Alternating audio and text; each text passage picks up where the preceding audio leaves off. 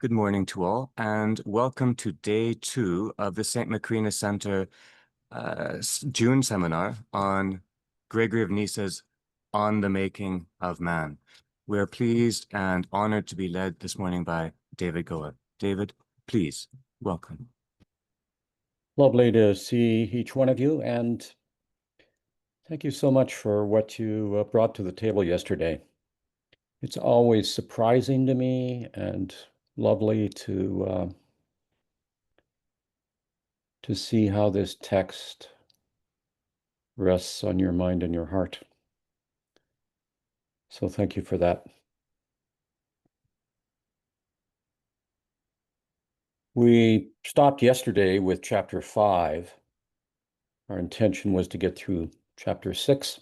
So we'll speak just briefly about 6 today and then move to the next set of 6 chapters.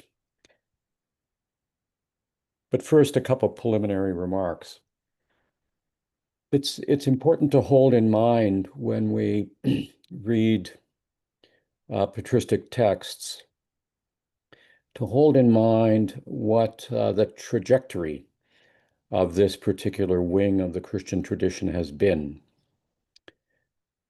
You know, the Christian tradition is very Baroque. It's enormously fruitful in so many and varied ways. The gift of the Christian East, its central preoccupation, which emerges over time,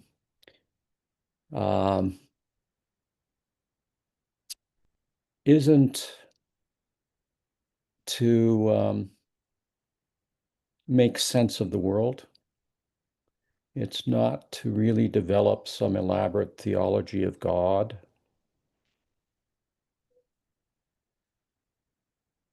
I may overreach here, but I tend to do that. It isn't even to give us a clear moral path. All those things are important, but they're not at the center of what's going on within this tradition. The Christian East is, over time, it's essentially trying to unfold what we see in the title of St. Gregory's book. What does it mean to be human? Why do I exist? And then to examine how it is that we lose ourselves. Is there possibilities of restoration? Is it possible to live a life in the presence of love? So it's important to, I think, keep that in mind and realize that the world is big. There are many things going on, as there is in the Christian tradition. But the Christian East is, its genius, I think, is that it is concerned with only one, what we could call theology, which is a theology of the spiritual life. Try to help us understand our nature, our personhood, and how we may come to live a life drawing near to grace and drawing near to each other. Just a few more words about Gregory. I mentioned a little bit yesterday, just a little bit more to increase our picture of him a bit. He was very well read in classical literature.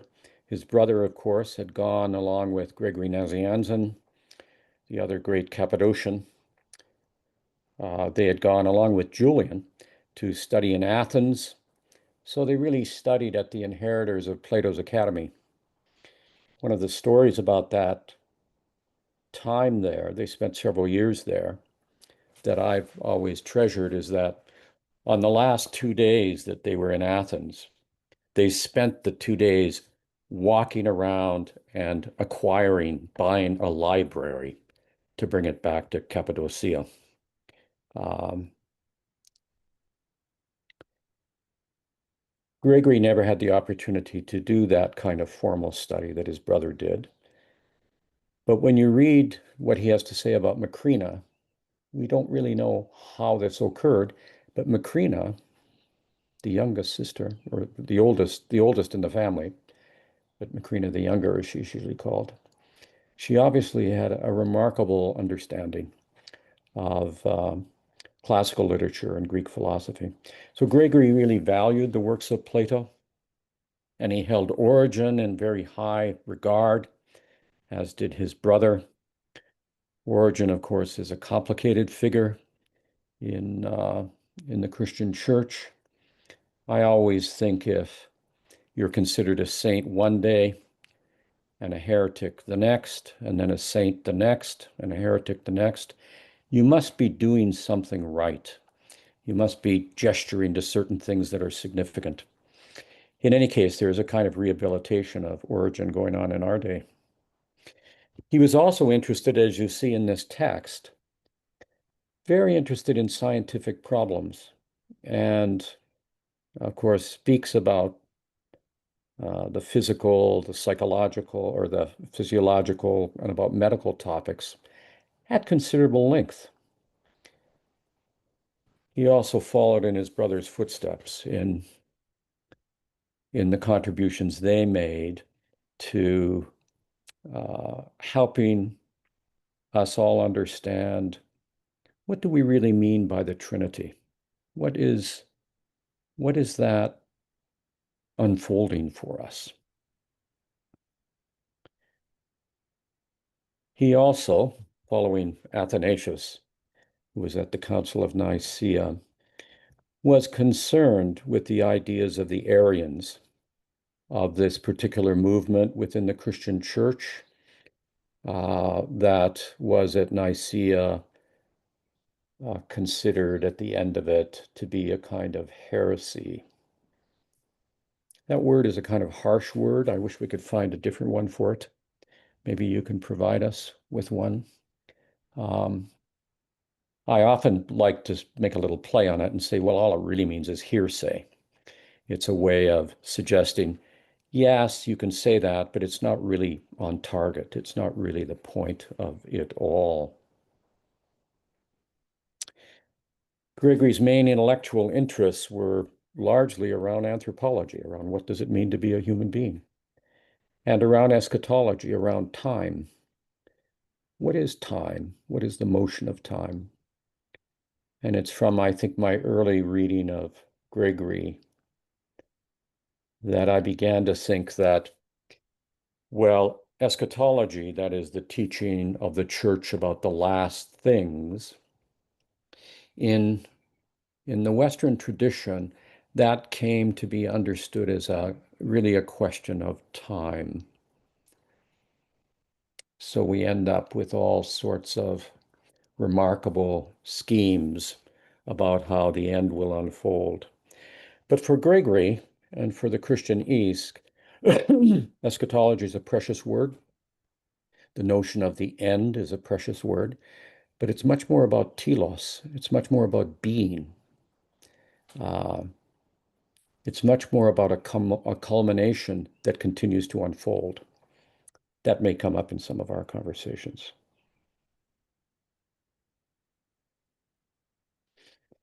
He was concerned, as we have seen already, with this whole matter of how do we as human beings perceive God? What do we make of God? And he, of course, anchored this in the contemplation of divine beauty, which is the most sublime end, he tells us, of all human desires. All of our desires are desires to draw near to beauty.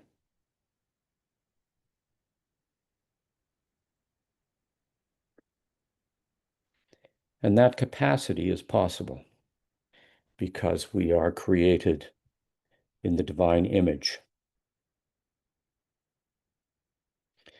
But at the same time, we as human beings are sensual. We have these beautiful senses.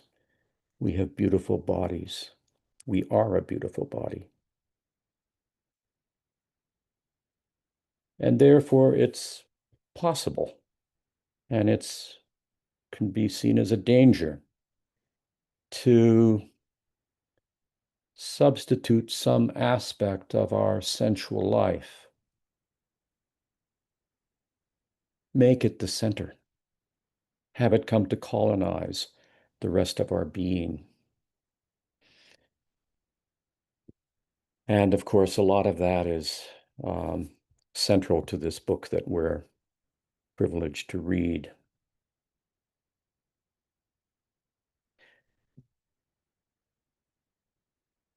So we can turn to just briefly to the 6th chapter um, of the text, page 172, in which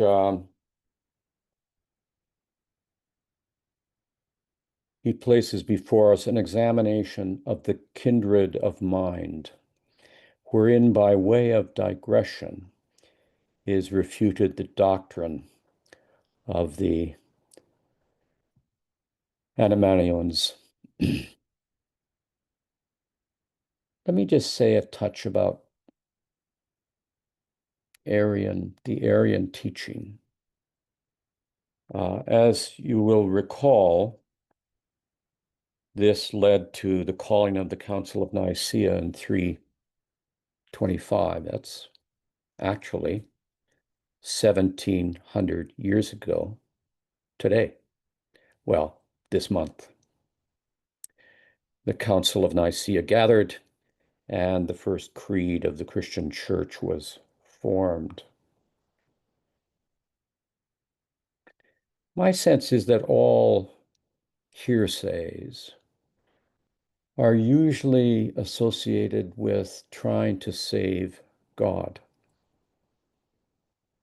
It's human beings overreaching, thinking somehow or other they have to save God. They have to protect a particular image of God, particular qualities of God.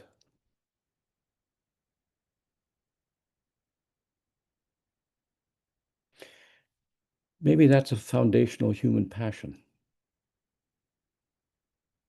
Perhaps it's just the mirror image of the way we think about ourselves. I mean, I could ask at least one of the Jeremies, and Tara as well, and those of you who've spent your time with psychological disciplines, what really are neuroses? What does it mean to to get your teeth into something and not be able to let go because you think it's ultimate? So for the Arians, uh, the issue focused on, from their point of view, the essential difference between God and Jesus Christ. And of course, out of this comes the articulation of the meaning of the incarnation. What does it mean to say God becomes human? And for the great Arian thinkers, it simply was illogical. Obviously, God cannot die. Jesus Christ dies. And from their perspective, obviously, God has a singular dimension. And then you have teachings about Jesus Christ and the incarnation. Part of it hinges on the whole understanding of the word, the logos, being made flesh. We'll have chances to talk about that a little bit more. But just one little note on it. Often in the consideration of the creed in its early form and of the Arian hearsay, the focus is on trying to understand God. What I think is actually taking place, both at Nicaea, emerging from Nicaea, in people like the Cappadocians and on in our tradition, and it's of course present in other Christian traditions as well. It's really the the issue is less that, and I may overreach here. I think it may be less that, and it's much more, what do we really mean by saying that God has become human? What do we really mean by saying Jesus Christ is the fullest expression of what it means to be human? That Jesus Christ is the restoration of the human nature. So it's the implications for anthropology, for the teaching about the human being that are so central here in this matter. When I was in Nicaea the first time many years ago, sitting by the church there, I had this kind of fantasia, I think I will say, for the benefit of Robert and Andrew, a kind of imagination where uh, I was sitting drinking coffee, looking down on the church, because the church is now, it's the second church of Nicaea, but it's like 25 feet sunk into the ground. You can go down there and walk around it, but uh, I had this image of Athanasius finally managed to corner Arius and get him to walk around the lake together and have a talk. Arius was famous, so, and Athanasius was like 26 years old. But I think he was maybe, you know, a person of serious desire. I can imagine Andrew Bingham doing this, cornering him and saying, "Come on, let's go, let's have a talk about this," and walking around the lake and coming back and saying to him, "Well, Arius, if you are right that God can't die, then our dying cannot be in God, because only what is assumed can be restored and redeemed. So, Arius, even if you're right, I'm not going to believe you, because I deeply hope that all the deaths in my life, and there isn't just one death in our life, there's many deaths in our life, that all the deaths in my life can finally and in the end be in a life-giving God and resurrect the newness of life out of the very heart of them. So I think at the center of these concerns back in the 4th century and all the way through is a real focus on trying to understand the glory of the human nature and the wonder of human personhood and the possibility of an integrated life, the possibility of becoming whole, what the church calls holy.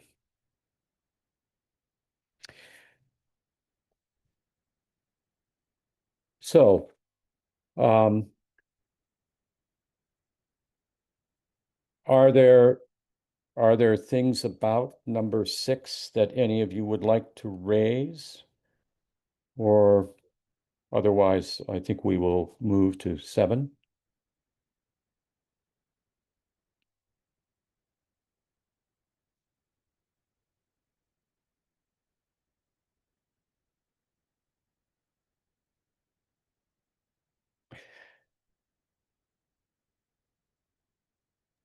We can also come back to this, David. We Sure, can hold this sure. in mind and Yeah, return because there are things here, of course, but we'll connect them as we go. yeah. Okay, moving to 7 and 8, 9. These are all about Gregory's kind of walking around the curious way in which human beings are, walking around the wonder of this most curious creature, at least to us humans, most curious creature. So number 7, why man, why the human nature that is destitute of natural weapons and coverings. Again, as in some previous passages, we glimpse St. Gregory's sort of careful delight and deep observation of the natural world. Um, we should remember that in that period, the vast majority of people, unlike today, lived in the natural world. Gregory and his family were country people. They knew the cities. They ended up becoming bishops of cities. But they had also, and of course, Basil had gone to Athens, but they also lived on an estate which was largely self-sufficient and produced goods for others as well. Um, so the rhythms of nature were in no sense foreign to them. And I think seems to me both Gregory and Basil have a remarkable ability to observe and take delight in the natural world. Something I wish I had had more of. Only in recent years do I sit in my garden and realize that those who teach that Eden disappeared are wrong. It became smaller, but it moved to my backyard. But it's taken me a long time to actually really attend to that. So the Jewish engagement with Scripture, engages what is said and what isn't said with equal vigor. And this is also a feature of some of the church fathers. Revelation is what is and what is not.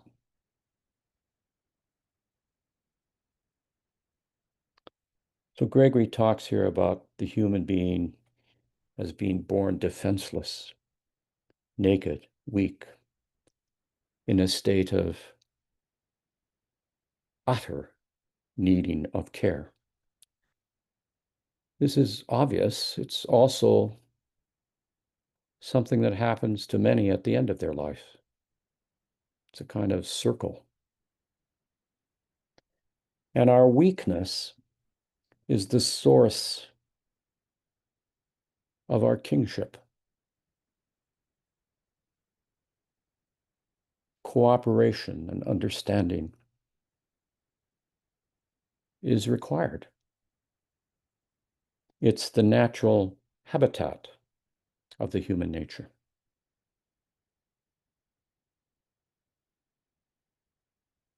So deficiency in our nature, what some would see as deficiency, is in fact a means of obtaining dominion. And remind us again, Andrew, of that lovely word, dominion. Just from the root domus, to gather into and care for within one's house. Economia is right there too. It's bizarre the way in which that word has been used in really since the industrial age primarily as a way of laying waste the natural world. So here we have the theme of the distinct form of the human being. And this notion that what you do not have is revelatory. You do not have the capacity to survive on your own is a revelation. You do not have the capacity to protect yourself is a revelation.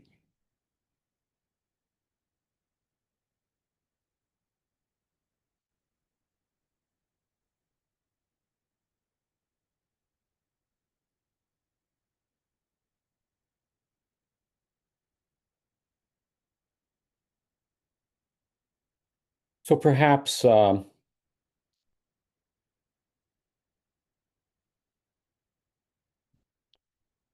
Melody, do you have the book? You do. Yeah. Would you like to read a section of this for us? Perhaps beginning on page 174. Sure. Where would you like me to begin? I have the second paragraph underlined, but would you like me to start above that? The second paragraph, which begins, "Well, I think." Mm-hmm. Yes, please. Just read that through to the end and give us a little flavor. Sure. How good. Well, I think it would not be at all hard to show that what seems to be a deficiency of our nature is a means for our obtaining dominion over the subject creatures. For if man had had such power as to be able to outrun the horse in swiftness, and to have a foot that, from its solidity, could not be worn out, but was strengthened by hoofs or claws of some kind, and to carry upon him horns and stings and claws, he would be, to begin with, a wild-looking and formidable creature, if such things grew with his body. And moreover, he would have neglected his rule over the other creatures if he had no need of the cooperation of his subjects. Whereas now, the needful services of our life are divided among the individual animals that are under our sway for this reason, to make our dominion over them necessary. And I think what really stood out for me, and I love this paragraph, it was how he posits dominion right before over the subject creatures as a means for obtaining dominion over the subject creatures. And going back to that definition of dominion and how we understand that. But it was subject creatures. It was not object creatures. So I was really reminded of Martin Buber, I and thou, right? It is a thou relationship. And as we come vulnerable, as we come defenseless, that positions us to be in a communal place with creation and not just, other humans, but with the land, with the animals. It's a very indigenous, right, approach that, well, is obviously more original than the approach that we currently take, or I would say current culture, postmodern culture. But there's just this idea of stewardship, of honor, of community, right? Not domination, which I think is how dominion is so often understood, and that all of nature is a subject and not an object. So that was kind of my initial impression of this particular paragraph. Lovely. Comments, questions, things you'd like to put on the table around this? Well, for me, like I completely agree with what Melody said is definitely dominion is not domination, which is how it's been interpreted, nowadays. But I also like there's there's this I understand the meaning of this and where Gregory's coming from, where dominion is to call out purpose in others, to bring about like partnership and dependency, honoring the wonders of creation. Um, but then there's also a part here towards the next paragraph, actually, an example, right? He says, It was the nakedness of our body that made necessary our management of sheep, which supplies the deficiency of our nature by its yearly produce of wool." And so for me, that kind of took me aback a little bit because that was a post-fall, you know, necessity, where pre-fall, and I know all of this is, metaphor and story and it's not an actual thing, but just that imagery of saying that deficiency is where we need to clothe ourselves with their wool. This was talking about pre-fall wonders and beauty and God's heart in it. So it was just that example kind of caught me off guard with um, coming from a place of lack, right? This deficiency isn't a deficiency of what I think I know he means by bringing honor and partnership in that, but just that example was like, but that's an example of lack that was never there in the pre-fall. So I don't know, just a question that came up for me, a thought. What do you think about that?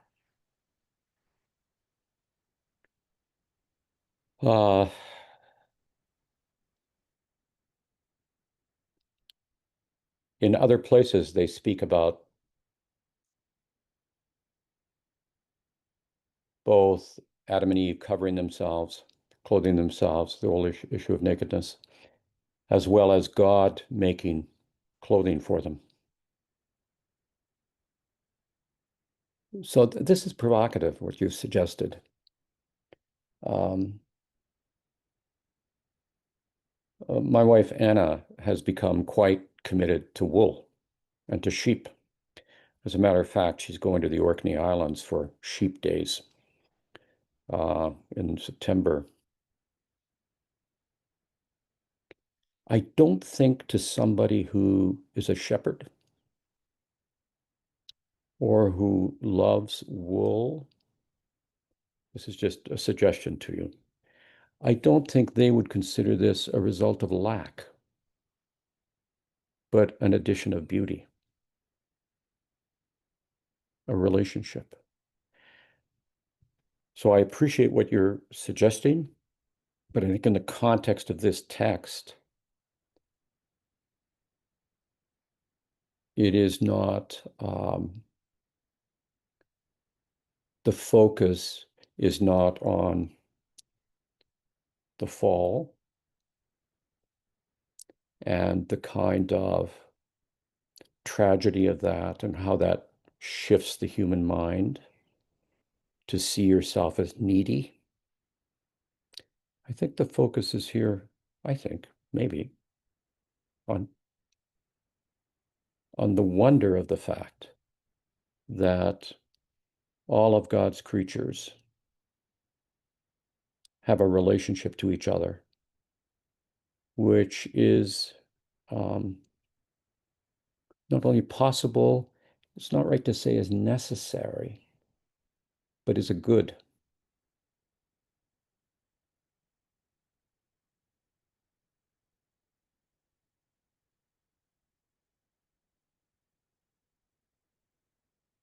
But let's hold your idea there because it may return to us. Yeah, Melody. Well, I was going to add to that because when I was in on the next page, I was thinking kind of the same thing. It was kind of an interesting, just an interesting paragraph to follow with.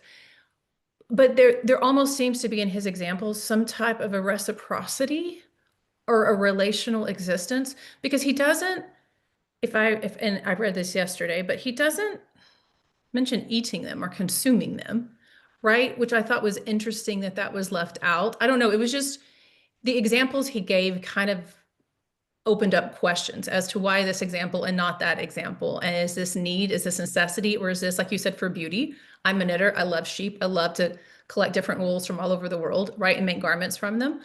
And I know shepherdesses love their sheep, and there's a whole relation, like symbiotic relationship there. But I just thought the examples were interesting as well. And I kind of was with Unica, like, okay, is this need, is this beauty? And he's not talking about eating them, which I thought was interesting as well, because I feel like if someone else was writing this in postmodernity, then they would be talking about, the consumption of animals, which is a whole nother conversation, but I just thought it was interesting.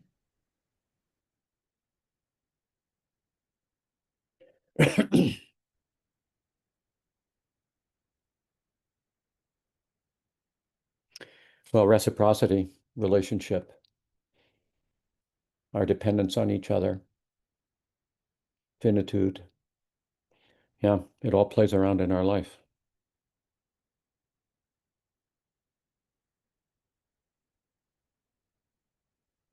Let's move to number 8. why man's form is upright, and hands were given him because of reason.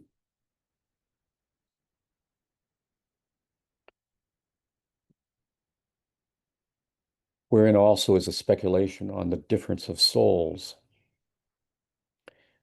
So this distinct dignity of human beings who walk upright, and he talks about how we as humans look upright, can look upwards, and that this he sees as a kind of sign of sovereignty, of royal dignity.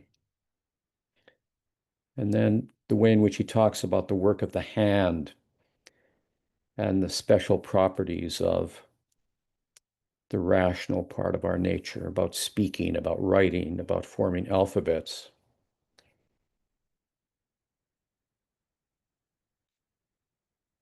And he speaks of Moses, reveals a kind of hidden doctrine and wisdom regarding the soul, that the power of life and soul is seen in three divisions, three aspects, three layers, three dimensions. The vegetative soul, the power of growth and nutrition to support the body, as we see in plants. The sense soul, that is, that animals endowed with sense is midway between the vegetative and the animate beings. And then the rational soul, which he says the human being has as well. And that human beings consist of all three. And then he quotes from Ephesians, pray for those, for them, that the complete grace of their body and soul and spirit may be preserved to the coming of the Lord. And also in the Gospel of Mark, that love of God, which is exercised with all the heart and soul and mind. It's a similar distinction. The more corporal existent heart, the intermediate soul, and the higher nature, the intellect and the mental faculty mind. So this is a passage that I think it would be good if we got our mind around a little bit. So I would suggest we read 179 to 180.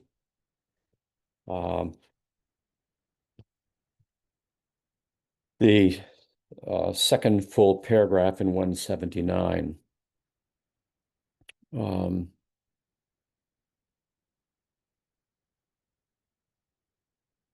Jeremy K., are you willing to read this?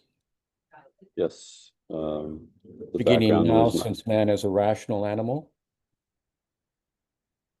and through the end of the chapter. Correct, yeah.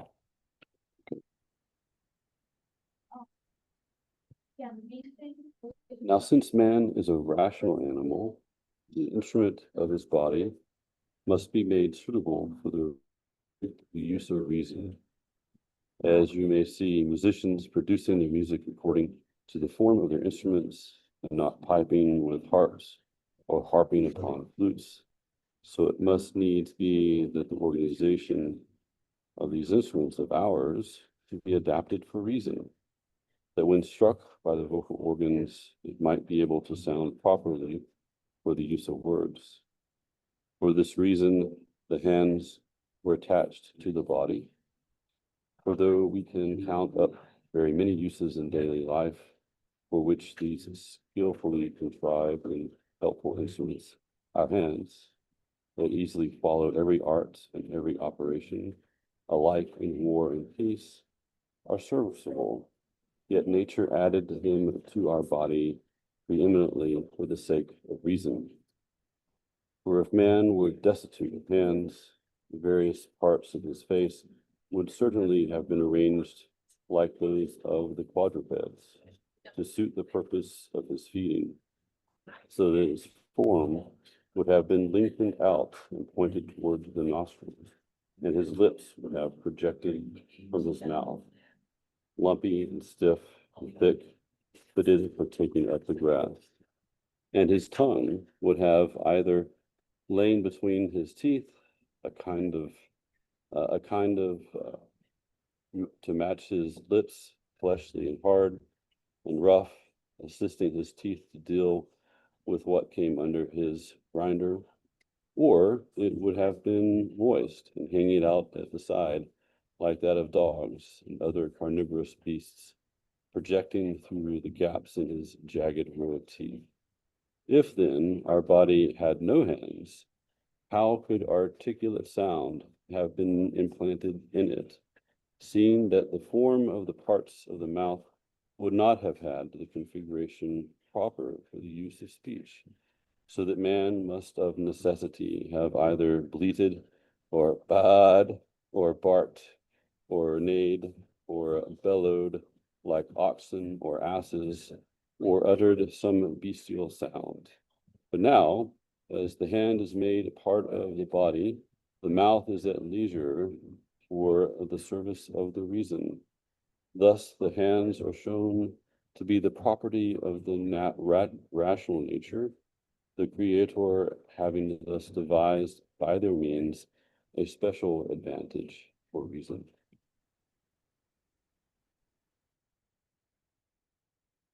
Yeah, thank you.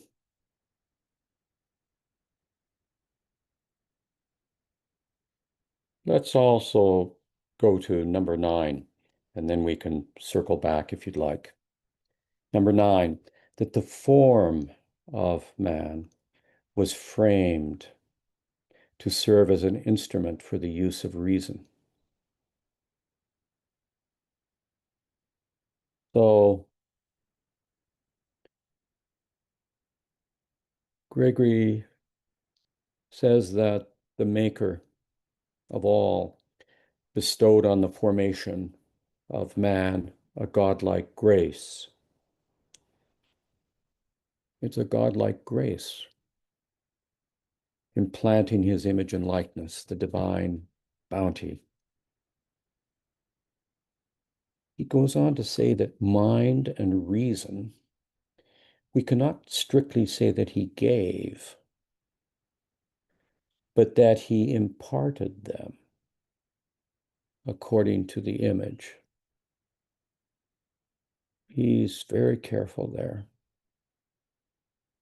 Since mind is a matter of intelligence and incorporeal, its grace would have been incommunicable and isolated if its motion, its activity, was not manifest by some contrivance. This is curious. And he uses, of course, the allegory of music, musicians, and the instrument to speak of parts of the body at work.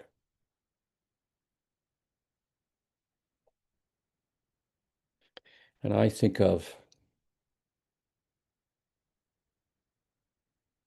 instrument, musical instrument, or even a ruder tool like a saw or a chisel or a hammer in the hands of a master carpenter.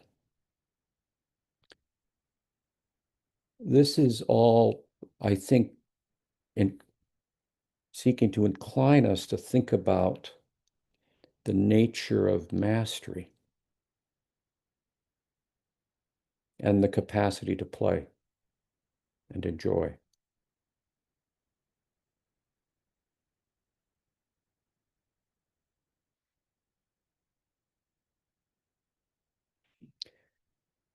The master carpenter is not dominating the material or the tool, has learned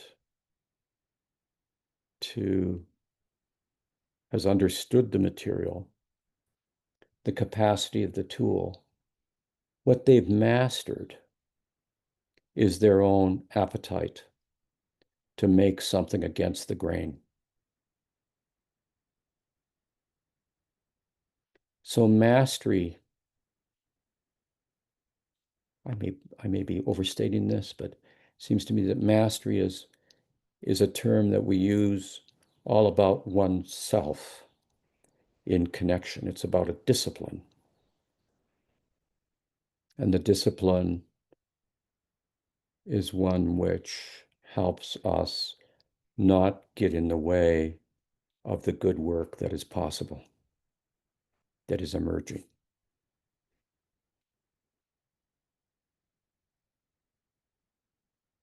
When I think of musicians, they're given Bach's Anna Magdalena notebook. They have played the violin for 25 years every day.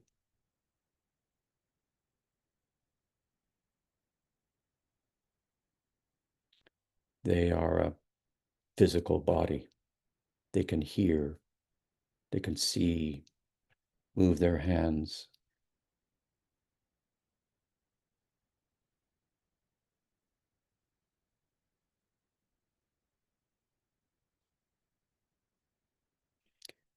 And for years they play the music. But maybe one day the music plays them. That's called ecstasy. Let's read the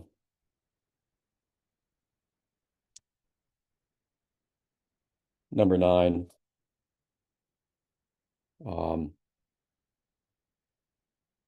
From the second paragraph on 180. Would you like to read it, Tara?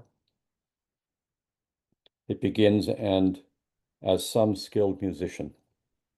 Okay, just the one paragraph or, Oh, through to the end. okay.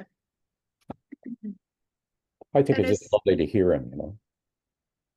pardon me? I think it's just lovely to hear him. Okay, wonderful. Okay. And as some skilled musician who may have been deprived by some affection of his own, or sorry, affection of his own voice, and yet wished to make his skill known, might make melody with voices of others, and publish his art by the aid of flutes or by the lyre. So also the human mind, being a discoverer of all sorts of conceptions, seeing that it is unable by the mere soul to reveal to those who hear by bodily senses the motions of its understanding, touches, like some skillful composer, these animated instruments, and makes known its hidden thoughts by means of the sound produced upon them.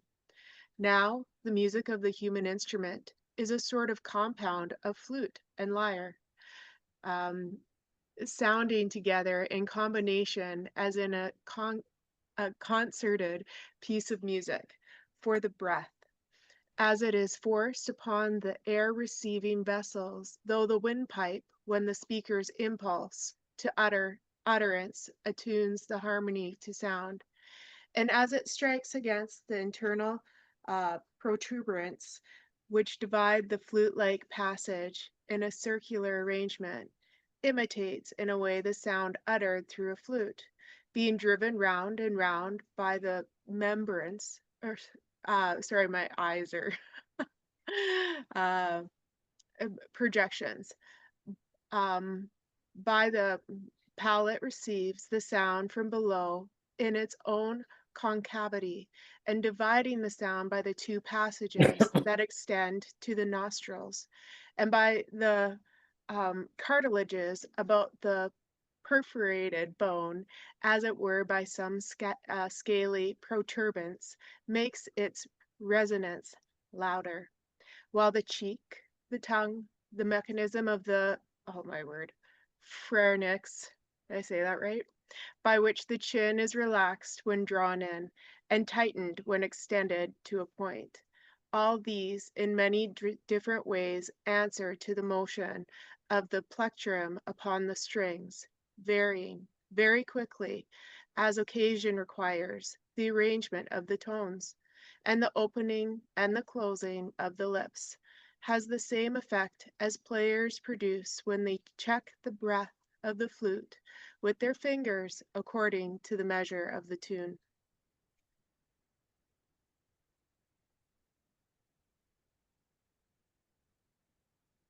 This line, shortly into the paragraph you read,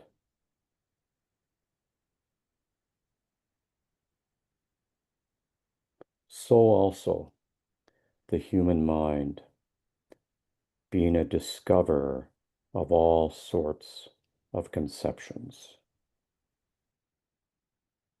seeing that it is unable by the mere soul to reveal to those who hear by bodily senses the motion of its understanding, touches like some skillful composer those animate instruments and makes known its hidden thoughts by means of the sound reduced upon them.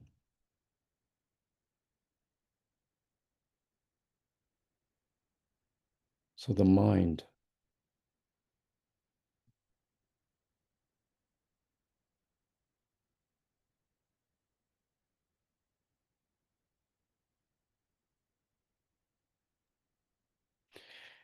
this is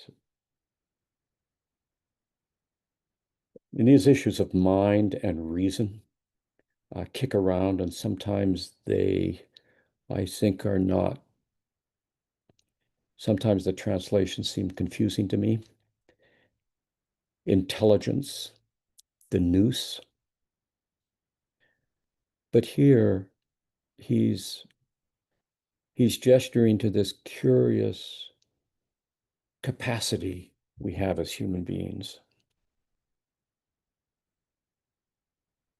So one image that comes to my mind, and since we have someone named Melody at the table, I have often wondered what is happening when you have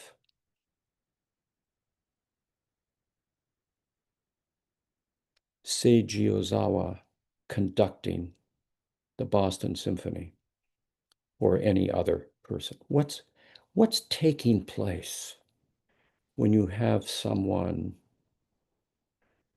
who is obviously a master of the music with fine ears, drawing forth? I mean, I've never read anything beautiful about this. There must be things beautiful written about it. But in some sense, he's suggesting that, if I understand it, that the mind has the capacity to be attentive to all that we are and all that's coming to greet us.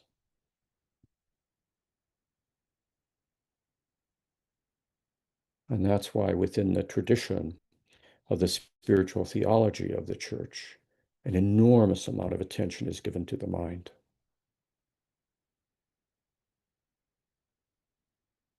And how easy it is for it to be disordered. But any thoughts on this? Yeah, I'm not sure if I'm jumping in too soon here, David, because this approach might also be rewarded with a later passage, but just a few thoughts. So also the human mind being a discoverer of all sorts of conceptions. Conceptions. Conception means things taken together, to draw things together and then see. In the chapter with which we began, chapter 6, the mind is also, its activity is one, as it were. It's a principle of gathering. This idea of conceiving, drawing things together unto new but real meaning. That is the counterpart to this word divide. And we have to recall in a kind of fine English, and we're reading a finely wrought English, and in the spiritual sense, this division is not a separation. It's not a separation like that. We have in the Orthodox liturgy the line, rightly to divide the word of thy truth, right? That means to, as it were, provide appropriately for each particularity. And so in these divisions, we are not based talking about in the disposition and elsewhere. We're not talking about a dualism plus one, a trialism, something like that. It is a unified.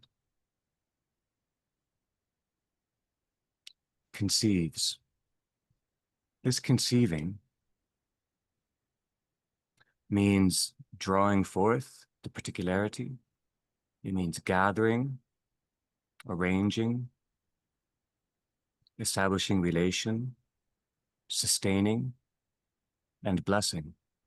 This is the work of, as it were, creation. It's the work of economia. But it is, as you say, David, the kind of pointed coherence of the whole, how it all plays together unto a certain telos, unto a certain end that is what we're after here. And I think he refers to this more when he speaks of the good and the beautiful later. But that's what comes to mind with that line about mind. The mind conceives. It's all this. It's all gathering. It's all gathering into harmony, gathering into beautiful harmony. Yeah. Just one addition, perhaps, to your meditation on conceiving. Conceiving is also the way in which particulars, which may be conceived as other, dance together and make all life new.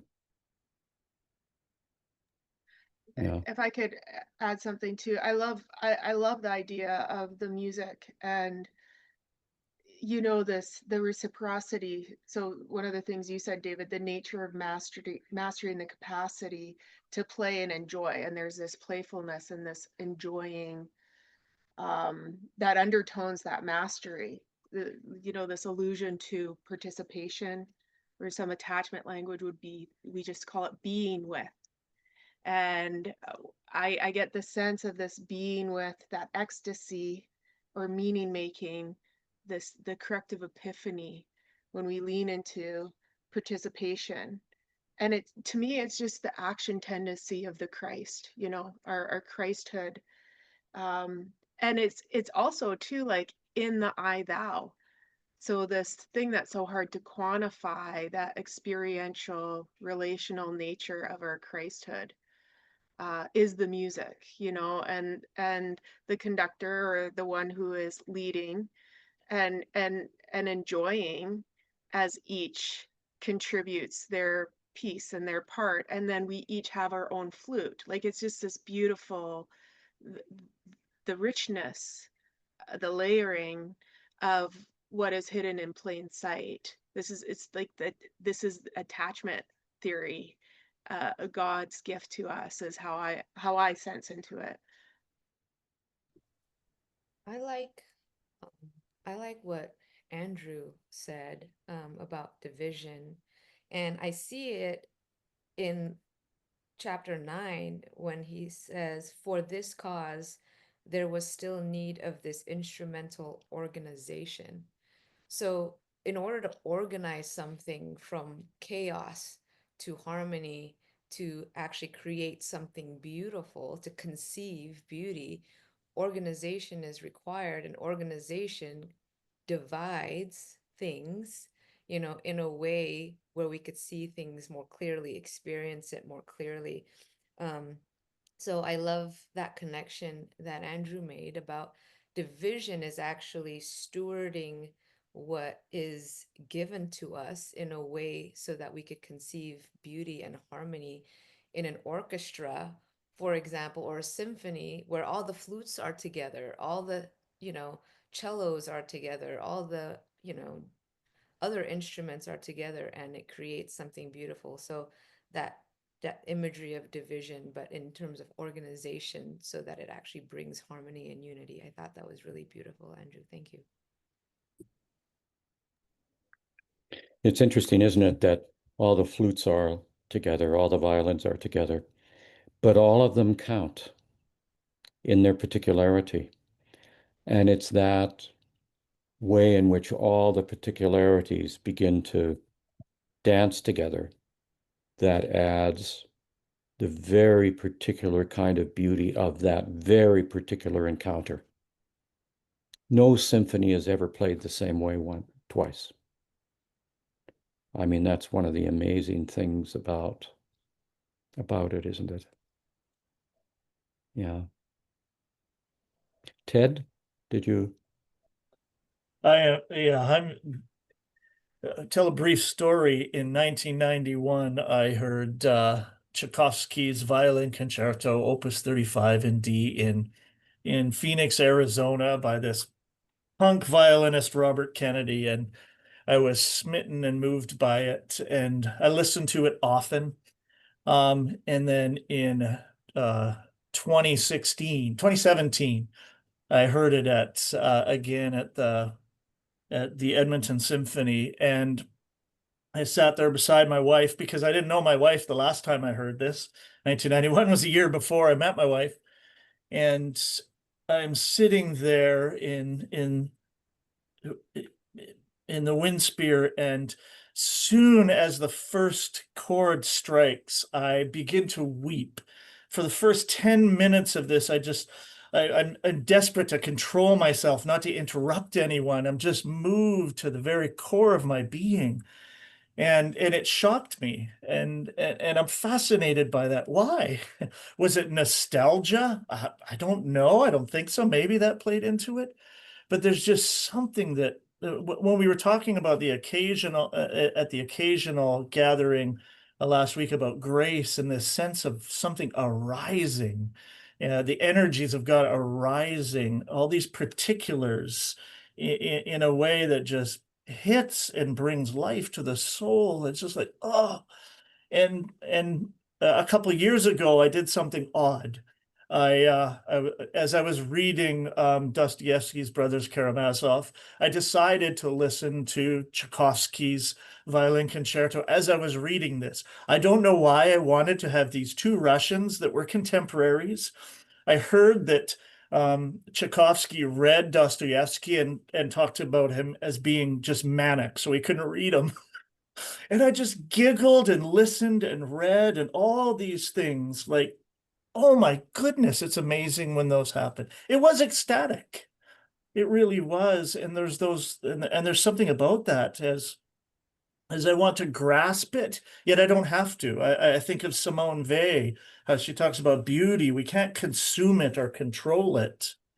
It's just meant to be seen or heard, and let these things be as they are, this moment of ecstasy. And I'm just so thankful for that. And this just gives language as he talks about, but the palate receives the sound from below in its own concavity, and the dividing the sound by the two passages, and just this very technical thing is a grace arising, and all these particularities divided through just breath through the nose or the mouth. It's just like, wow.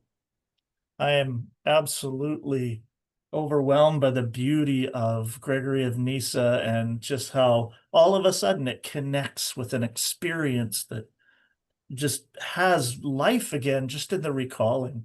Oh, I love this. I'm just so thankful for this, You you guys, will, and what you're bringing out. Woof. you will be happy to know that in the cemetery of St. Alexander Nevsky's monastery in St. Petersburg, the great author and the composer lie together. Oh, no way. They're buried there. Wow. Can we move to number 10? Or Andrew, were you wanting to speak?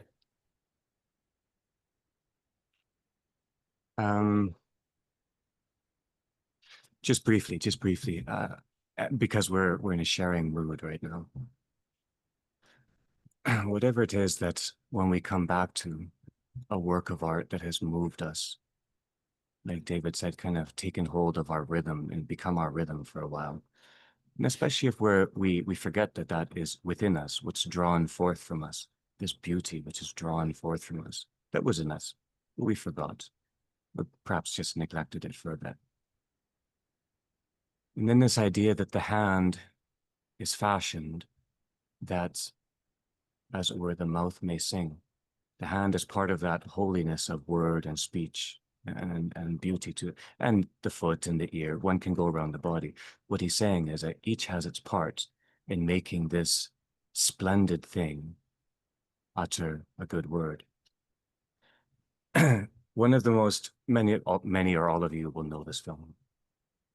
I have works of art too, which kind of shatter me. This and that, doesn't matter. One of the strongest, though, is Tarkovsky's film Andrei Rublev, where it's a long film. It's a completely amazing film, astonishing film. And we see the life of this very great central iconographer, but we see his struggle only. We never see him at work. We see him at rest, at play, at struggle, in joy, preparing, gathering.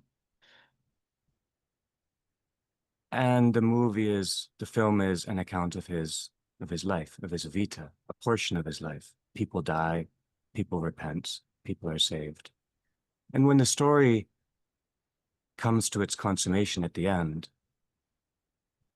with, I think, Bach, which Tarkovsky loved, but with sublime music, Tarkovsky moves his camera in close-up over icons that were actually made by Rublev.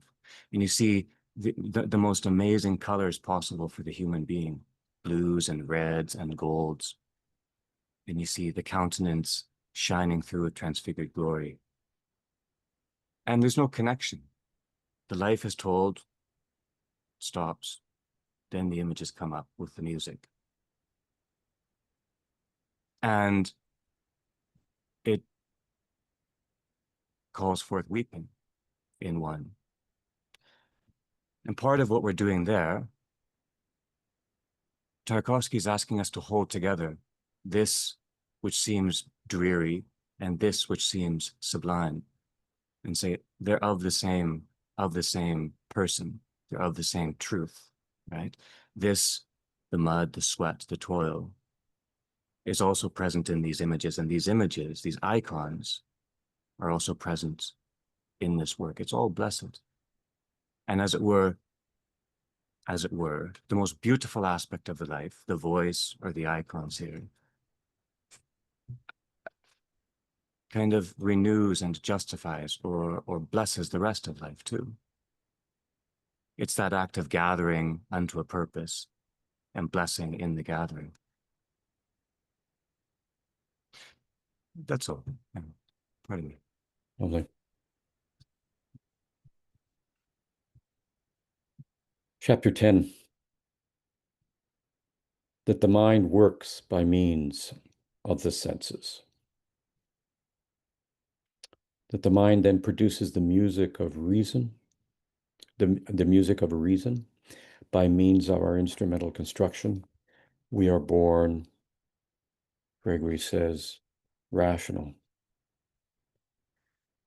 We're capable of a word,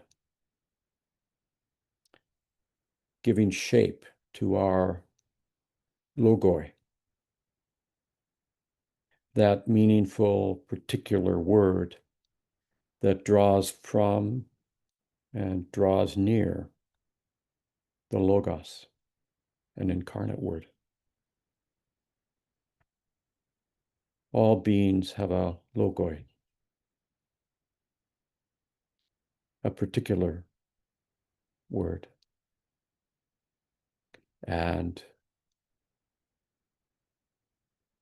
it is drawn from and draws us near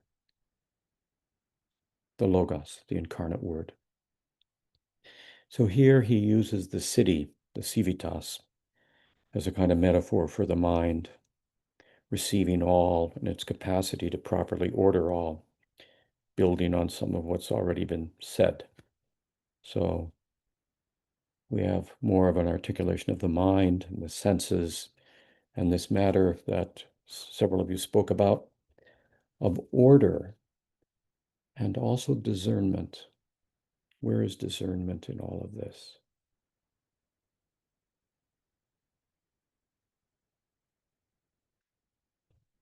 So the question that comes to my mind in it is the dance of the mind, senses, and the logoi of the person. Is this the ground requiring the cultivation of discernment for the sake of wonder, of regarding what is, and of drawing near to what is?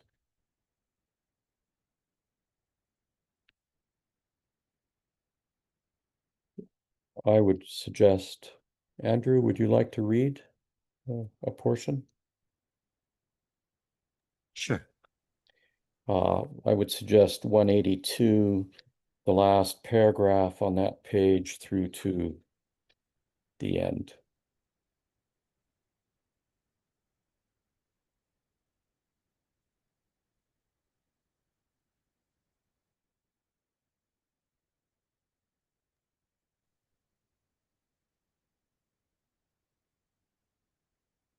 Beginning last paragraph of page 182. And just as if, that word as if is always interesting. He's going to offer an image and then we're going to dance with it. Just as if there were some extensive city receiving all comers by different entrances. All will not congregate at any particular pace, but some will go to the market, some to the houses, others to the churches, or the streets, or lanes, or the theaters, each according to his own inclination. Some such city of our mind I seem to discern established in us, which the different entrances through the senses through the senses keep filling, while the mind, distinguishing and examining each of the things that enters, ranks them in their proper departments of knowledge. And as, to follow the illustration of the city, it may often be that those who are of the same family and kindred do not enter by the same gates. It may be often that those who are of the same family and kindred do not enter by the same gates, coming in by different entrances, as it may happen, but are nonetheless, when they come within the circuit of the wall, brought together again, being on close terms with each other. And one may find the contrary happen. For those who are strangers and mutually unknown often take one entrance to the city, yet their community of entrance does not bind them together. For even when they are within, they can be separated to join their own kindred.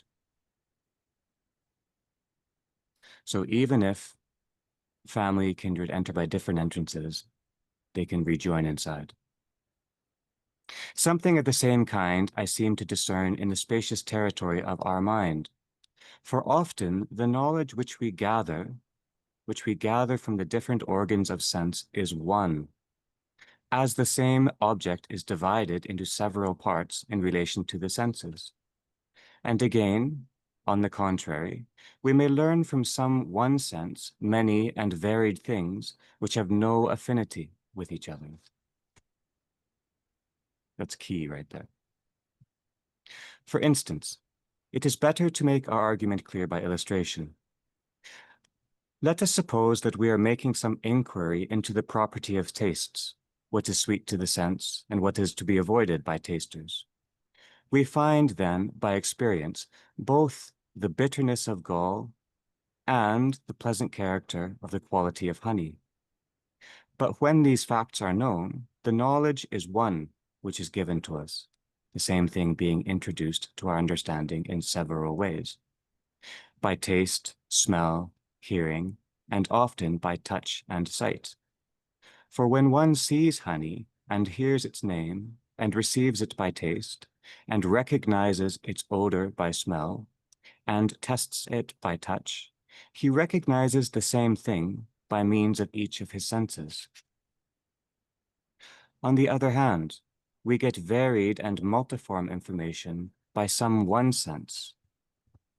For as hearing receives all sorts of sounds, and our visual perception exercises its operations by beholding things of different kinds, for it lights alike on black and white, and all things that are distinguished by contrariety of color.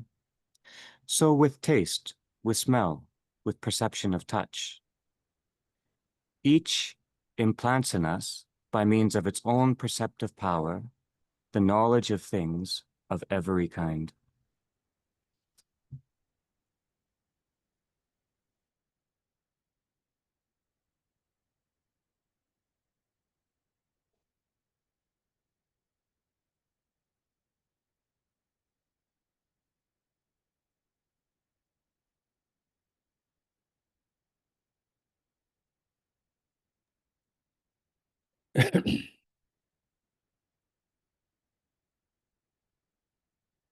And having accented all of those particularities, he then moves on in chapter 11 that the nature of mind is invisible.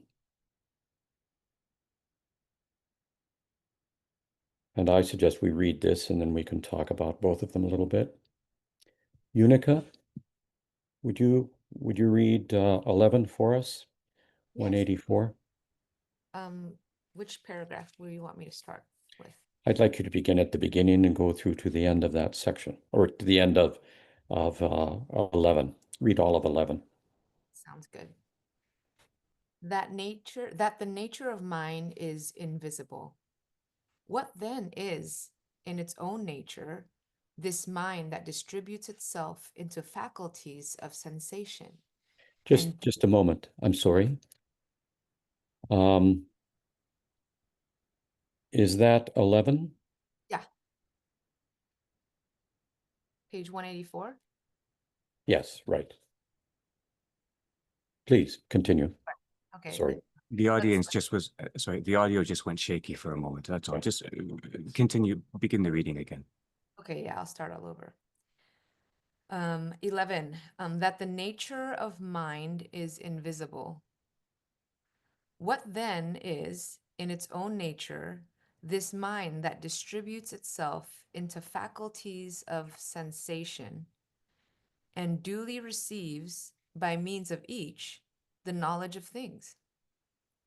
That it is something else besides the senses, I suppose, no reasonable man doubts, for if it were identical with sense, it would reduce the proper character of the operations carried on by sense to one, on the ground that it is itself simple, and that in what is simple no diversity is to be found. Now, however, as all agree that touch is one thing and smell another, and as the rest of the senses are in like manner so situated with regard to each other as to exclude intercommunion or mixture, we must surely suppose, since the mind is duly present in each, that it is something else besides the sensitive nature, so that no variation may attach to a thing intelligible. Who hath known the mind of the Lord? The apostle asks. And I ask further, who has understood his own mind? Let those tell us who consider the nature of God to be within their comprehension, whether they understand themselves, if they know the nature of their own mind. It is manifold and much compounded. How then can that which is intelligible be composite? Or what is the mode of mixture of things that differ in kind? Or it is simple and incomposite. How then is it dispersed into the manifold divisions of the senses? How is there diversity in unity? How is unity maintained in diversity? But I find the solution of these difficulties by recourse to the very utterance of God.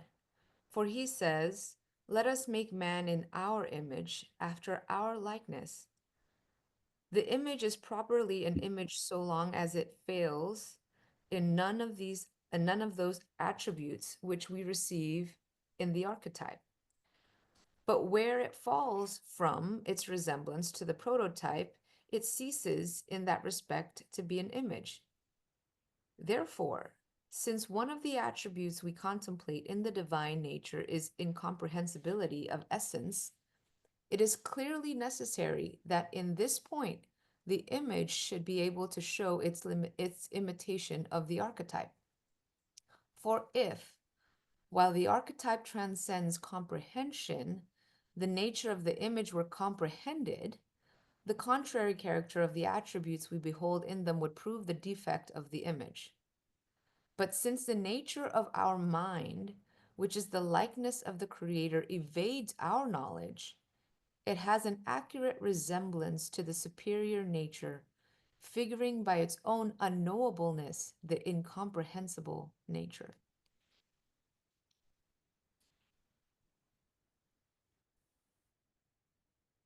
What strikes you, Unica? What strikes me is that it's it's in our it's in his image that we are incomprehensible, right? And I see that as we seek to understand and know ourselves, that understanding that leads to inquiry of ourselves, we also get to discover more of the one whose image and likeness we bear.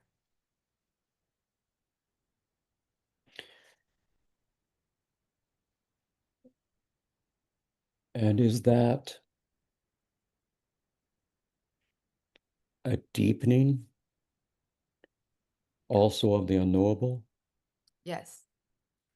So one of the things, in my background, in psychology and learning about, emotions, sometimes we feel things that we don't know why we're feeling those things, and we can't even pinpoint or articulate the feelings and what we're experiencing. And I feel like when we honor that uncertainty, and want to dig deeper, not necessarily to comprehend as if then we understand completely, but to just be interested and give ourselves the time and the compassion to want to get to know. I think we get to know God as well in that discovery, right? I think the discovery is a limitless exercise Mhm. that will never get to a point of comprehension fully. Yeah. Yeah, thank you.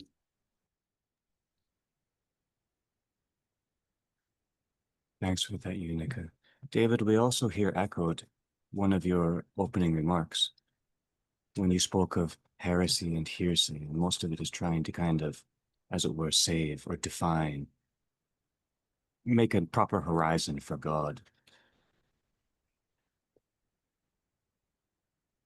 The second full paragraph, who hath known the mind of the Lord, the apostle asks. And I ask further, who has understood his own mind? Like you're indicating, David, he's bringing the question back to the gift of relation, the gift of our being.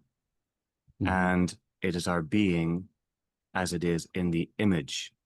So we are still thinking about the cosmos and the divinity and so on, but our focal point is human personhood, human personhood.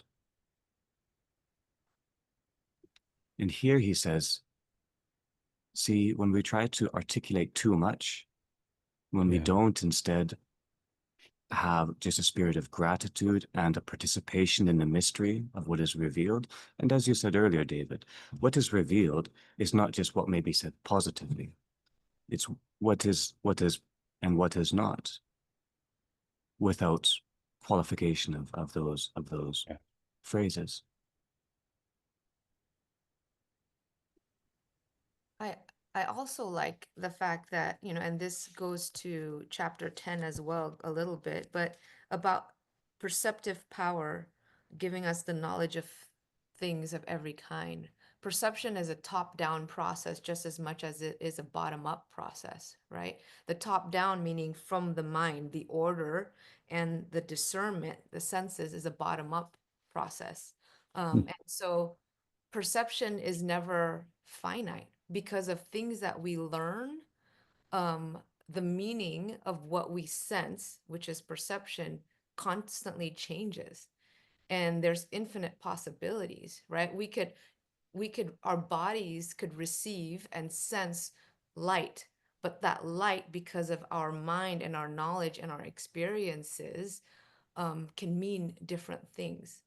And so that's where it always grows, in my opinion, that dance between perception within perception, that is between the mind, which is the order, and the senses, which is discernment, could transform in multiple ways throughout time. So I love the idea, this picture of the archetype and the prototype, and I've heard John Bayer teach on it before, but Gregory, just right now, Gregory, it's coming so alive for me. And I also, you know, the archetype is, let us make them in our image, this our imageness, which is really interesting. And we grazed over this before, but in the eighth section, why man's form is upright and the hands were given him because of reason, wherein also is a speculation of the difference of souls. The fourth paragraph, which starts, but it seems to me that by these facts Moses revealed a hidden doctrine, and this idea of the threefold nature of the soul.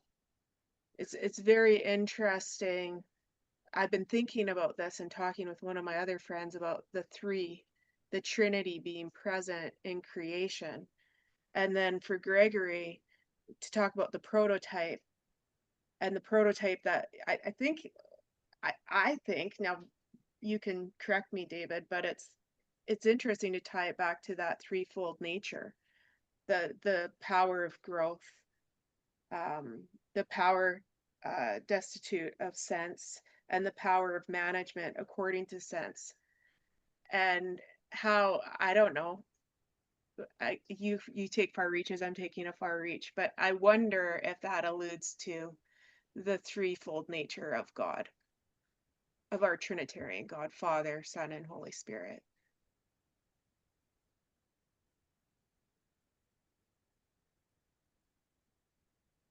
If I may, this was also a meaningful section for me.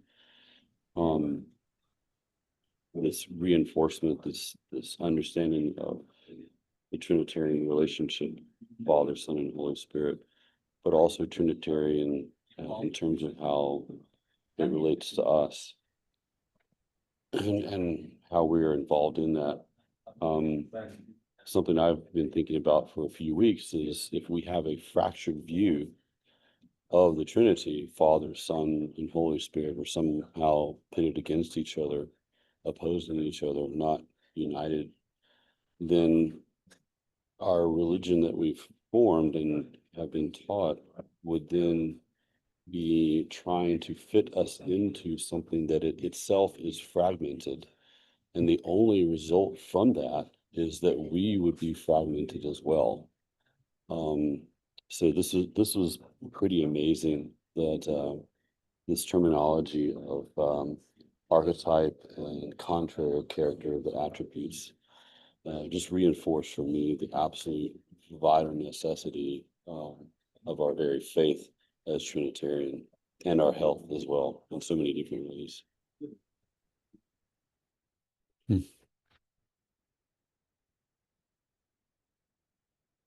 Thank you, Jeremy.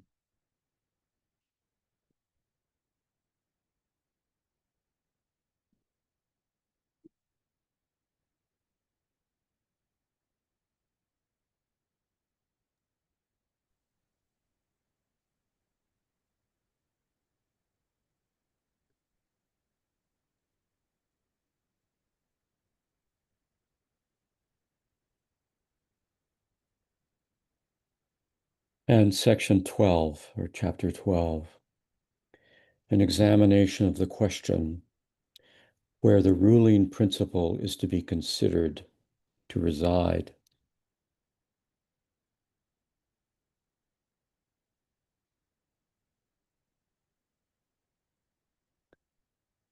Wherein also is a discussion of tears and laughter and a physiological speculation as to the interrelationship of matter, nature, and mind.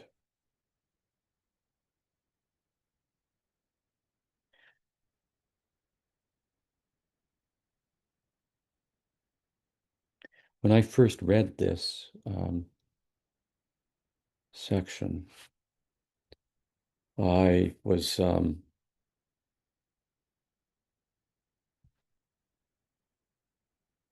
struck by, in some ways, how contemporary it is in terms of our letters, and how this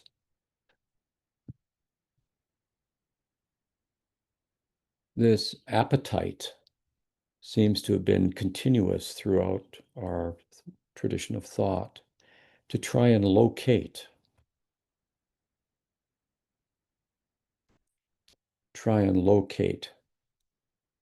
the ruling principle.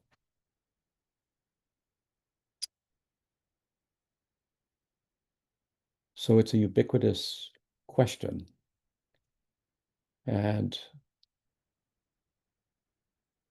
I wonder what promotes that? Like what encourages us to try and think that way about it?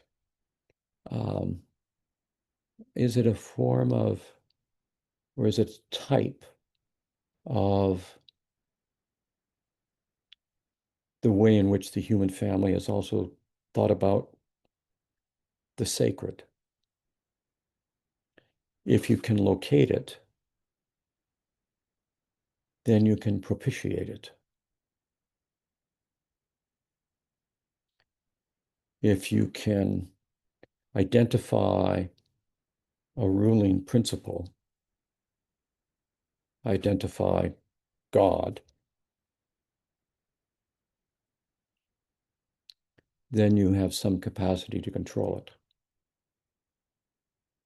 to manipulate it, to make it yours.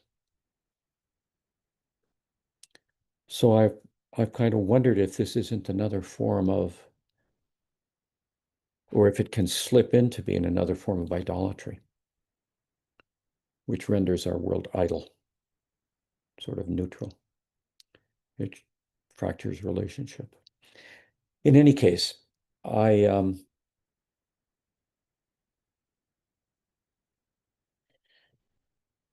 a lot going on in our world with the new brain science, and so much of it is fruitful.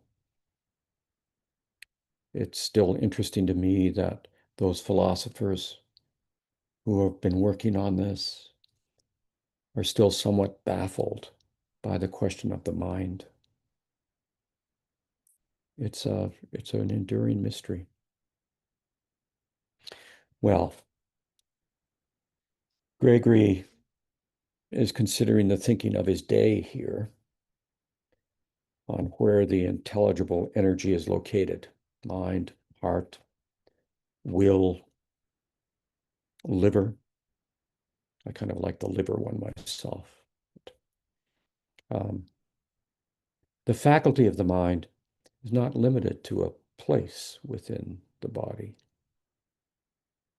The whole body is made like some musical instrument, and mind passing over the whole instrument and touching each of the parts in a mode corresponding to its intellectual activities, its nous, according to its nature, produces its proper effect on those parts, which are in a natural condition, but remain inoperative and ineffective upon those which are unable to admit the movement of its art. For the mind is somehow naturally adapted to be in close relation with that which is in a natural condition, but to be alien from that which is removed from nature.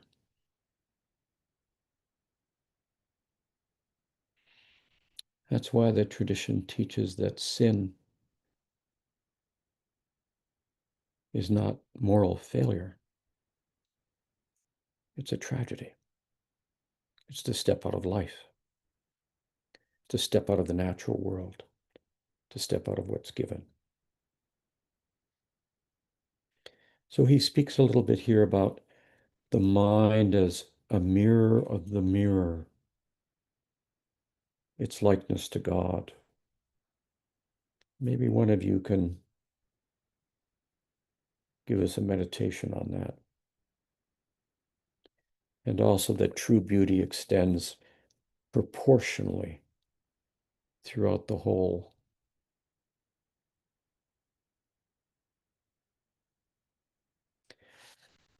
So let's do a close reading. I had initially thought maybe just page 89 to 91. But I'd like to, if we have time, I'd like to hear more of it, if you're up for that. Perhaps beginning at the bottom of 186. I'll read a little part of it and then I'll pass it on to one of you.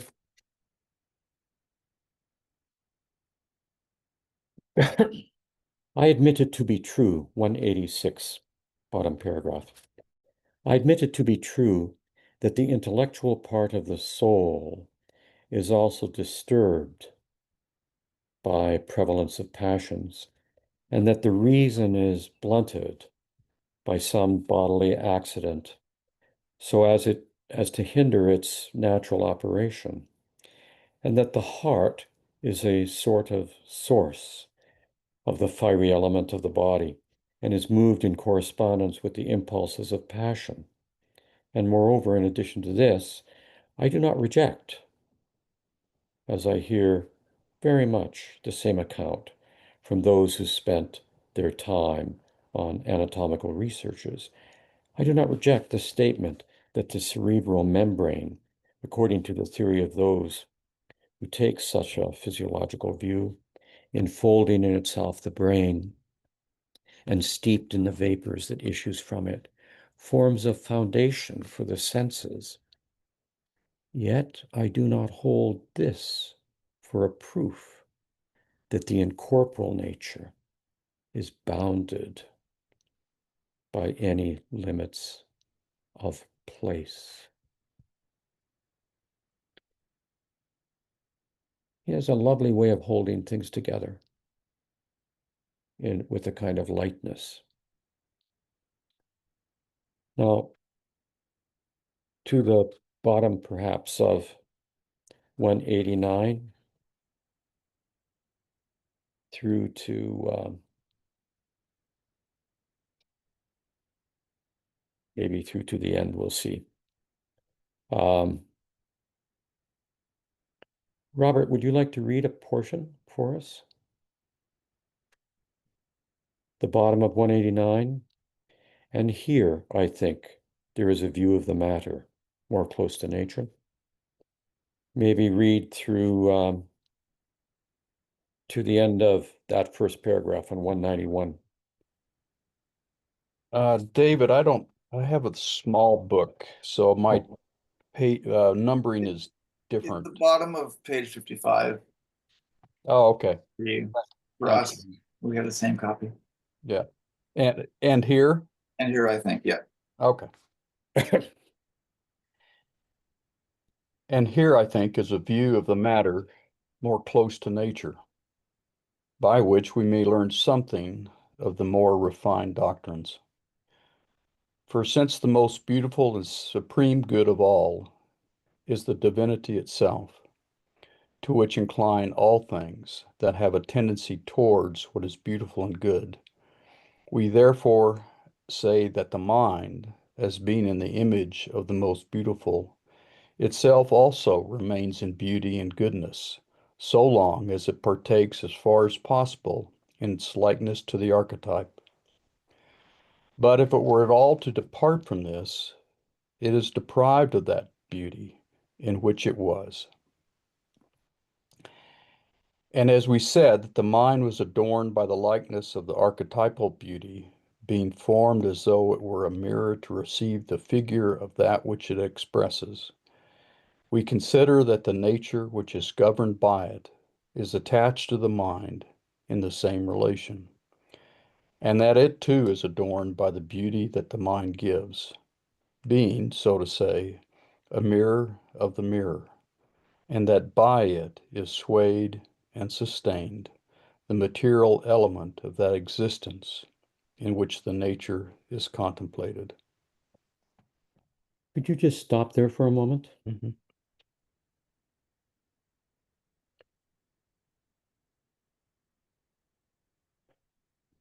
Do any of you have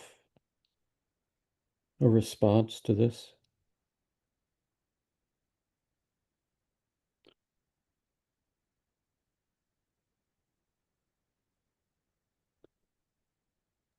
Well, I've been thinking about the biology of the mind. I had some clients ask me, who is the head of the home? And so then I was thinking about, Christ is the head of the body. And just to really be explicit about our biology, and our mind actually has very loving intention towards all of the parts. Like the liver is a whole little universe of its own, its inner cosmos in the liver, but then the entire being is this inner cosmos. So when we, touch something hot and the little cells communicate and they say, what just happened? What just happened? And our brain has this loving view towards the communication from our nerves and our cells, the function of our entire body. And it's just this really profound mirror of the Christ that is in us, the Christ that is in the body. We are beautiful bodies, and we are a beautiful body, to quote David Goa. But that the mind of Christ again is in the archetype of the Trinity that is stamping into us the prototype. So mind is a pretty powerful, metaphor, but also the connection into our reciprocal or relational nature with our archetype, I think. Jeremy, could you pick the reading up from there? Thus, so long as one keeps in touch with the other. Sure. Sure. And just one note about the mirror image. Yeah. Kind of there's a discovery about what are called mirror neurons. Some scientists were experimenting on monkeys for some other reason, and during a lunch break, a researcher was eating a banana, but the monkey was still hooked up with some brain scanning electrodes, and the part of the brain that lights up if the monkey itself were eating a banana also lit up just watching the researcher eating a banana. And so this passage about, basically, as long as we're inclined toward what is beautiful and good, then we can mirror that and imitate it. But when we depart or look elsewhere or turn away, then we depart from the good. And kind of back to what you've been saying a lot, Tara, about attachment, or like the mirror neuron, just like or the Buber I thou, it's like we mirror each other, and that's where the reciprocity comes, because we're attuning to each other, we're mirroring each other, and then so this concept of mirroring and tuning, Gregory is a great psychologist in the ancient world. So, but anyway, I'll go on with number 10 here. Thus, so long as one keeps in touch with the other, the communication of the true beauty extends proportionally through the whole series, beautifying by the superior nature that which comes next to it. But when there's any interruption of this beneficent connection, or when, on the contrary, the superior comes to follow the inferior. Then is displayed the misshapen character of matter, when it is isolated from nature, for in itself matter is a thing without form or structure, and by its shapelessness is also destroyed that beauty of nature with which is adorned through the mind. And so the transmission of the ugliness of matter reaches through the nature to the mind itself. So that the image of God is no longer seen in the figure expressed by that which was molded according to it. For the mind, setting the idea of good like a mirror behind the back, turns off the incident rays of the effulgence of that good, and it receives into itself the impress of the shapelessness of matter. You want me to keep going? Continue, yeah. Okay. And in this way is brought about the genesis of evil, arising through the withdrawal of that which is beautiful and good. Now all is beautiful and good that is closely related to the first good, but that which departs from its relation and likeness to this is certainly devoid of beauty and goodness. If then, according to the statement we have been considering, that which is truly good is one, and the mind itself also has its power of being beautiful and good, insofar as it is in the image of the good and beautiful and the nature, which is sustained by the mind, has the like power, and insofar as it is an image of the image, it is hereby shown that our material part holds together and is upheld when it is controlled by nature, and on the other hand is dissolved and disorganized when it is separated from that which upholds and sustains it, and is dissevered from its conjunction with beauty and goodness. Now, such a condition as this does not arise except when there takes place an overturning of nature to the opposite state, in which the desire has no inclination for beauty and goodness, but for that which is in need of the adorning element. For it must needs be that that which is made like to matter, destitute as matter is a form of its own, should be assimilated to it in respect of the absence alike of form and beauty. We have, however, discussed these points in passing as following on our argument, since they were introduced by our speculation on the point before us. For the subject of inquiry was whether the intellectual faculty has its seat in any of the parts of us, or extends equally over them all. Whereas those who shut up the mind locally in parts of the body, and who advance for the establishment of this opinion of theirs, the fact that the reason has not free course in the case of those whose cerebral membranes are in an unnatural condition, our arguments show that in the respect of every part of the compound nature of man, whereby every man has some natural operation, the power of the soul remains equally ineffective if the part does not continue in its natural condition. And thus there came into our argument, following out this line of thought, the view we have just stated, by which we learn that in the compound nature of man, the mind is governed by God, and that by it is governed our material life, provided the latter remains in its natural state. But if it is perverted from nature, it is alienated also from that operation which is carried on by the mind. Let us return, however, once more to the point from which we started, that in those who are not perverted from their natural condition by some affection, the mind exercises its own power, and is established firmly in those who are in sound health, but on the contrary is powerless in those who do not admit its operation. But we may confirm our opinion on these matters by yet other arguments. And if it is not tedious for those to hear who are already wearied with our discourse, we shall discuss this matter also as far as we are able in a few words. Yeah.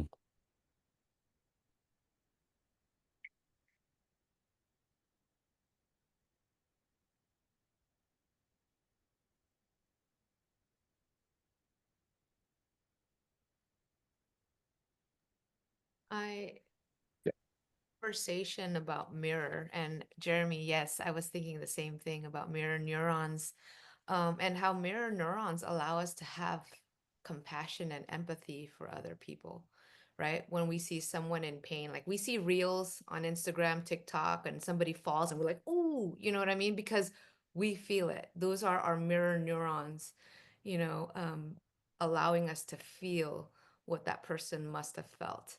And so I love that the analogy that Gregory puts here is about mirroring, right? So in terms of our relationship with God, how can we mirror God, meaning we actually share in his emotions, we share in his pain, we share in his love, for us, for the Godhead, in their relationship, that is love, and then for others. And so the theme that I'm getting in these chapters that we read today is really about relationship and community and communication. I feel like language is the mark of humanity, that allows us to bear the image of God, right? To articulate, to communicate, to share. We could have all of these in our minds, but if we don't have the instrument to be able to share it with, then it's going to go back to like that first chapter that we read that said, all of this beauty and no one is there to share it with. And so that's kind of what the recurring theme that I'm getting is God created us to enjoy, to play, but to also be able to share with one another. Like there's something amiss if we're not able to communicate, if we're not able to dialogue, if we're not able to counsel with one another, and yeah, to enjoy it with each other. So that's very beautiful. Thank you, Unica. Andrew? May I pose something to you, David? Please. Or Yeah. to everyone? So a couple of thoughts and then a kind of question. This section, this chapter is wonderful, and referring to the top of page 190 and throughout as well. He speaks of the mind being adorned, right? Properly adorned, properly beautiful, properly drawing near. And we know that adornment, the English word adornment, is one of the roots of the word cosmos. And cosmos is the adornment of God. And so it's not surprising that the tradition teaches, broad thought of this time teaches the human being is a kind of microcosmos. That's fair enough. Earlier, we were also talking about perception, what we perceive. And perception is of the whole person perceives, right? And perception, sense perception, admits of variation and contrariety, and yet they're gathered within, so as to gathered in unity within us, so as to avoid what Maximus calls the idolatry of each sense, the idolatry of our eyes, the idolatry of our touch, And that somehow that mystery of unification, the unification of meaning within the human person is what we call noetic activity, the activity of the mind, which is what we're discussing here. So several or divided things are brought into a unity. We speak of this as a kind of, coherence or communion, something like that. And each element partakes of that coherence, that community. Just like we as individuals or particularities together partake of the communion of creation. This is being as communion. And here, though, he begins to use language of drawing near and withdrawal. And withdrawal seems to be rather purposeful absence. Earlier in the chapter, when he speaks of deficiency, and when David was speaking of what is and what is not, we have to be careful. Deficiency earlier kind of just means lack of form, an observation of form. Like we don't have 3 hands, but we don't need to think of that as a deficiency. It's just not there. But this is withdrawal. This is turning away. And so the question is,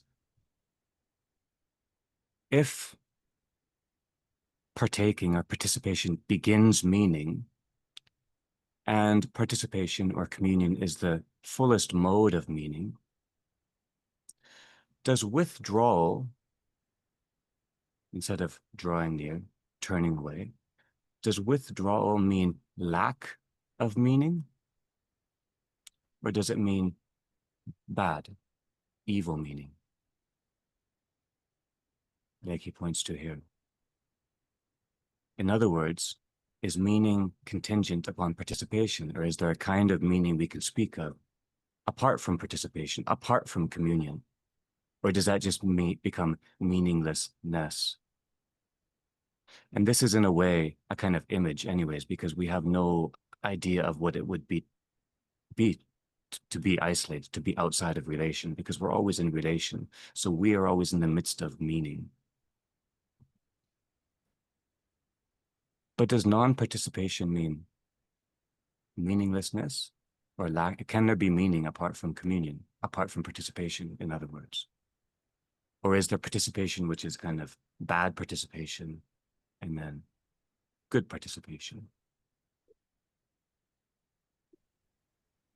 Can we ever fully withdraw? I get your question, but like in this world that God has given us, right? Like even Jesus withdrew from the crowd, but he withdrew to the Father.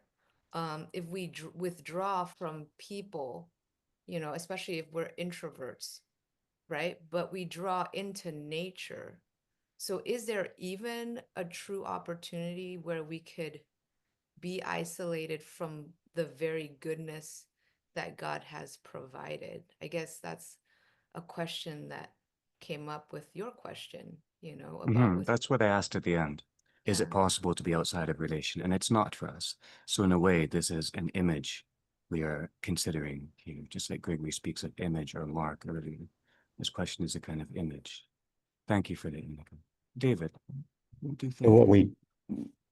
I think what we know a little bit about with that is, well, it may not be possible to be completely out of relationship. We can colonize relationship through a passion. That is, a suffering we have can become the prism through which we both see the relationship and seek to shape the relationship. And that needs to be healed, because that is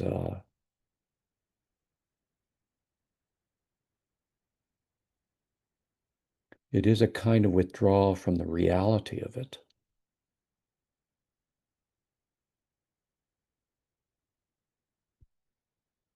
Because it's a deformation.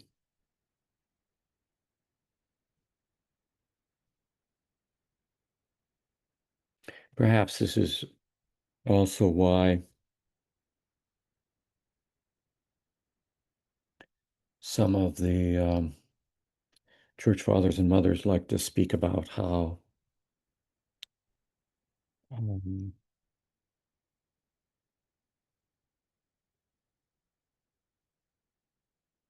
sin is an illusion.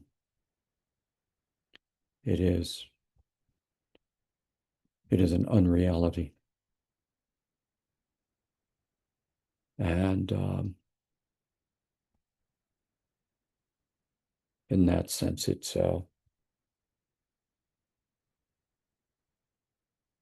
the need is to bring back into that relationship for life to resurrect again.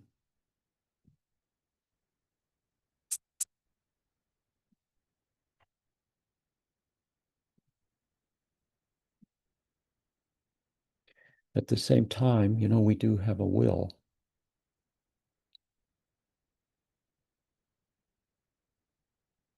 And we can say no.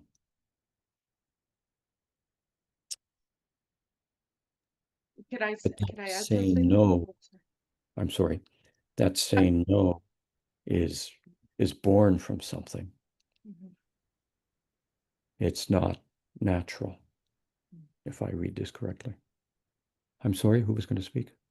Sorry to interrupt you, David. I was just thinking that we can, some plenty good things can happen in it thou relationships, you know, or I it relationships, sorry, that we can pour from an empty cup. But then it's the I thou relationship, you know, that when we honor our minds are within the mind of the archetype, that within love, knowledge within love versus knowledge within knowledge. It's sort of the hollowness still functions, but the lovingness that we're shining a light on today, the God's lovingness, God loving on us, the archetype's good intention towards us, the building up of love knowledge.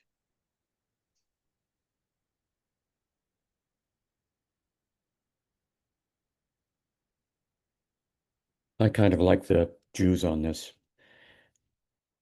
that the only knowledge that exists is in love. The other stuff that we think is knowledge is projection.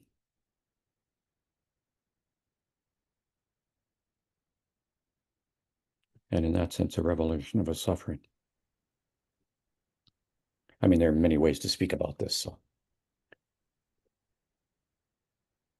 And I was going to, Andrew brought up an interesting point with relation, but also participation. Because we can never really be out of relationship, which I think we agreed on, but like, is our lack of participation, is there meaning in that? Is that evil? Yes, we have a will, yes, we can say no, but if I understand what Gregory wrote, when we don't participate with what is beautiful and what is good, our material self begins to dissolve and become disorganized, right? So it's almost as if we can, but in that experience, we begin to lose our organization. We began to even respond physiologically, right? There's a consequence to that. So while it's permissible, it's maybe not the best when we back up and we hold back and withdraw our participation from the divine. So I don't think it's evil as much as it's you can assert your will, but what is the fruit of that? Just my thoughts. Yeah. Thank you, Melody. David, I want to turn to you again, but let's read that text right now, because that question about evil and whether it is part of our nature or whether it is, as it were, a movement or a kind of stance we inhabit at a certain time, or whether it is, a fundamental element of our being. Gregory is, as it were, offering an image to clarify that for us and shift away more in the language of what you were talking about, the participation, which is not really a participation, and thus we kind of are in a hell of our own isolated, imagined self. But on page 190, the last full paragraph, sorry, beginning the last paragraph, which leads over to 191. And in this way is brought about the genesis of evil. In this way is brought about the genesis of evil. So it's not an essential element of creation or kind of a test that we have with it, something like that. The genesis of evil arriving through the withdrawal of that which is beautiful and good. Withdrawal. This withdrawal is a fantasy, as we've said. I mean, even speaking psychologically, but speaking theologically and spiritually, it's a fantasy. It can't happen.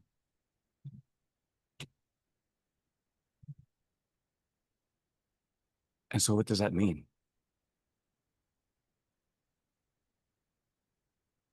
What place does evil have in the human being here, David? It's not part of our nature.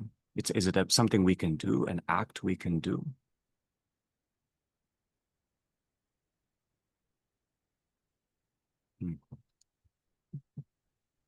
Let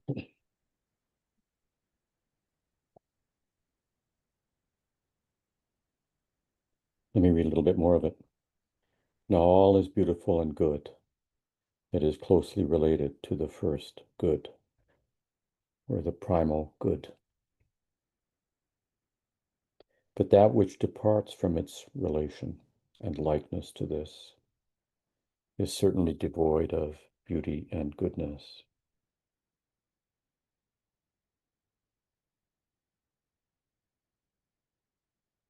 If then, according to the statement, we have been considering that which is truly good is one, and the mind itself also has its power of being beautiful and good, insofar as it is in the image of the good and beautiful, and the nature, which is sustained by the mind, has the like power, insofar as it is an image of the image.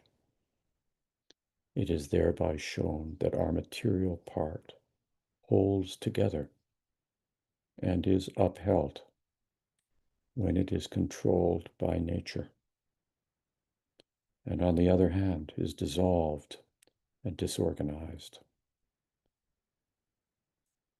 when it is separated from that which upholds and sustains it, and is dissevered from its conjunction with beauty and goodness. So it's a description of non-being.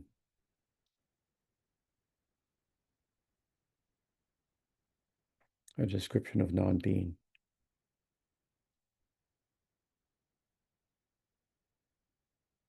And it's a tragedy. David, is that what you mean by colonizing self? You used that phrase a couple of times, and I'm fascinated by that. Is that what we're trying to do? We're taking over, we're deforming, we're devoiding? Or is it something else?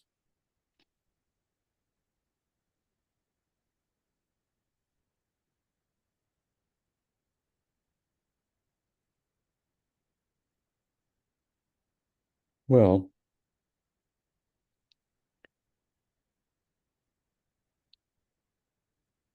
I mean, we're taught that the passions, the various sufferings that we have, that sometimes they can become central to us, and we can reorder the world around it. Fortunately, because they aren't real, they will eventually dissolve. But there may be a lot of pain involved in that process. Yeah. I also just wanted to notice, like with what Andrew was talking about, is that it seems important when you read it all, David, that in the first line, arising through the withdrawal of that which is beautiful and good. And then the final line, and is dissevered from its conjunction with beauty and goodness.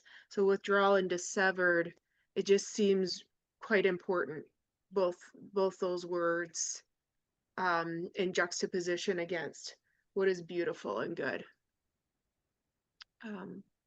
The lie of disconnection. And I like that you used the word fantasy, Andrew, as well. I thought that was powerful, how we can get, what David's talking about right now too, getting lost in the fantasy and the timelessness of being lost in fantasy, the timelessness and being in the lie that I am separate from Jesus.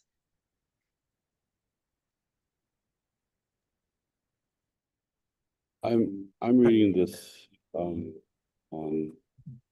page 191, this paragraph that begins with "we have forever." So something that just popped out of me was about 5 lines down.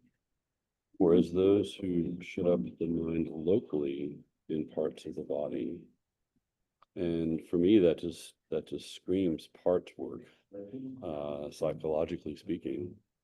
And I see this, I mean, the wording is there anyway. So what I see is that as the power of the soul, a little bit further down, the power of the soul remains equally ineffective if the part does not continue in its natural condition, which is in relationship.